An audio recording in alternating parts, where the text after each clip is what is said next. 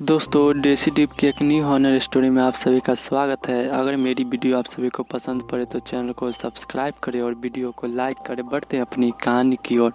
मैं Hindustan Unilever company में operator का काम करता हूं। मेरा घर कंपनी से 10 किलोमीटर दूर है। मेरे पास एक बाइक है जिससे मैं अपना घर से कंपनी और कंपनी से घर का सफ़र पूरा करता हूँ।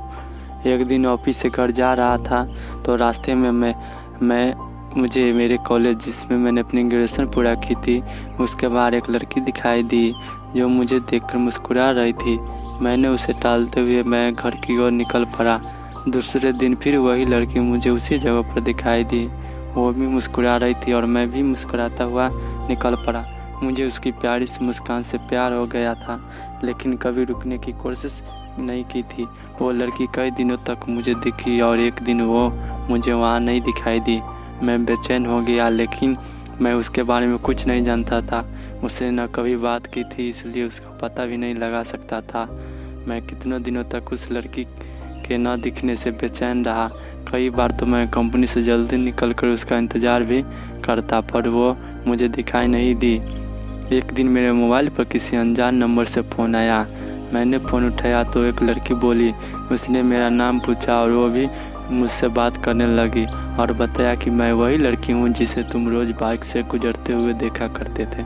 मैं अचंभित रह गया कि इसके पास मेरा नंबर कैसे आया और ये मुझसे बात क्यों कर रही है, लेकिन उसकी मीठी बातों में इतना खो गया कि यह सब बातें भूल ही गया पूछना। एक दिन उसने मुझे कॉलेज के बाहर मिलने के लिए बुलाया। मैं और मेरा दोस्त हम दोनों बाइक पर उससे मिलने को गए, क्योंकि कभी मैं लड़की से अकेले नहीं मिला था तो घबरा रहा था। मैं और मेरा दोस्त जैसे ही कॉलेज के बाहर पहुंचे तो वहाँ वो लड़की कहीं पर दिखाई नहीं दी। मैंने काफ़ी फ़ोन लगाया, लेकिन फ़ोन स्विच ऑफ आ रहा था। मैं घर की ओर लौट गया। घर में घुसते ही उस लड़की का फ़ोन आया। मैंने गुस्से से कहा कि आप वहाँ क्यों नहीं आई, मैं आपका इंतज़ार कर रहा था। तो उसने कहा कि तुम अपने दोस्तों को क्यों साथ लेकर आए थे, मुझसे अकेले मिलने आना। मैंने कहा ठीक है। अगले दिन सुबह मैंने उसको फ़ोन लगाया, लेकिन उसकी मम्मी ने फ़ोन उठा लिया। मैं एक बार तो डर गया, लेकिन कॉलेज के प्रोजेक्ट का बहाना कर उससे बात करने की कोशिश की। उसकी मम्मी ने कहा पागल हो गए हो क्या, प्रिया को मरे हुए 3 महीने हो चुके हैं।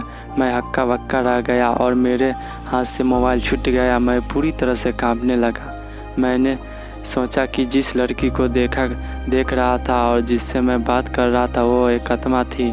मुझे फिर भी विश्वास नहीं हुआ। मैंने अगले दिन फिर प्रिया के मम्मी को फ़ोन लगाकर सारी घटना सुनाई तो उन्होंने कहा कि मेरी बात पर यकीन ना हो तो मेरे घर आकर देख लो।